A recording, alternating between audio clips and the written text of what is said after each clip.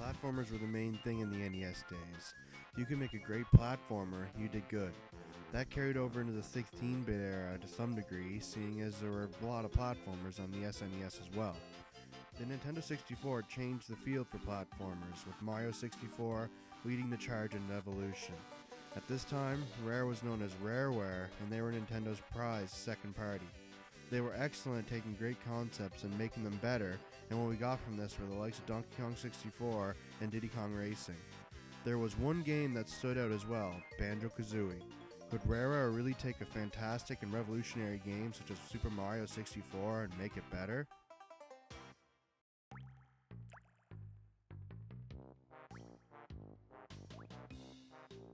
The story in Banjo-Kazooie is similar to Mario 64 and is just as simple. Banjo's sister has been kidnapped by the evil witch Gruntilda, and it's up to Banjo and his friend Kazooie to save her. The main difference between Mario and Banjo's story is the sense of humor and the amount of scenes. There is a lot more dialogue in here and it gets pretty amusing. Not a revolution in platformer story, but it's better than usual.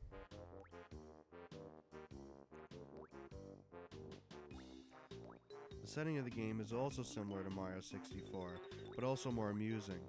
In Mario 64, you were in a castle, and you enter the stages by jumping into portraits. In Banjo-Kazooie, you are in the witch's lair, and you enter the stages through doors, holes, and the like scattered around the lair. You even collect items that allow you to progress through the many stages. The stages are varied and fun to explore. You explore each stage looking for items to collect, such as items used to attack and health, and look for your mole friend Bottles to learn new moves. The items you are looking for are music notes and jiggies. Music notes allow you to progress throughout the witch's lair, and jiggies are puzzle piece shaped objects that allow you to enter the stages. Each stage requires more jiggies than the last. Each stage has 10 jiggies for you to find, 100 music notes, and more. I mentioned moves before. These are what makes it way different than Mario 64. On most levels, you meet the mole Bottles, who teaches you a new move. These moves allow you to do various things such as jump higher, move faster, and activate context-sensitive switches, etc. They make the game fun to play, and the superior controls don't hurt. There are much less stages than in Mario's game, and the game is easier, but it's more fun to play. This is platforming perfection.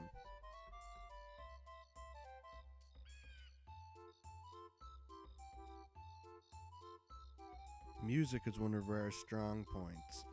Their previous efforts on the Super Nintendo had fantastic music, particularly the Donkey Kong Country games. This trend continues here with enjoyable tracks to listen to during your adventure. The music is dynamic as well.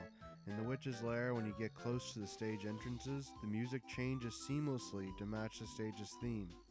The characters have voices that are just sounds, but it's charming, though some may find it annoying. Overall, the audio is fantastic.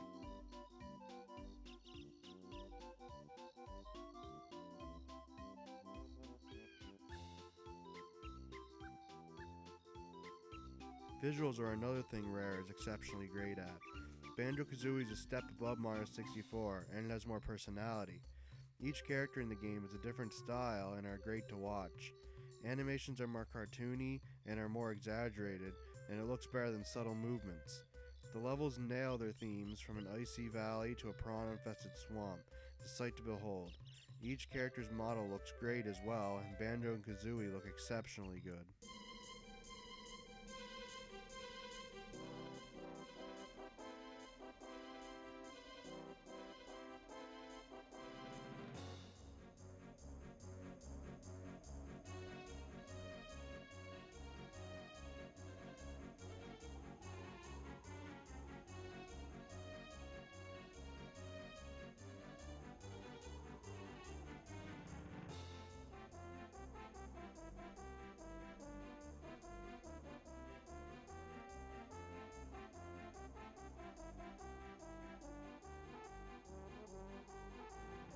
Overall, it trounces Mario 64 in playability, and it brings a lot of interesting things to the table. They may be shorter than you'd like, but you won't regret your time in Grunty's Lair. and it's definitely more than enough for me to give it a 10 out of 10. It's a masterpiece.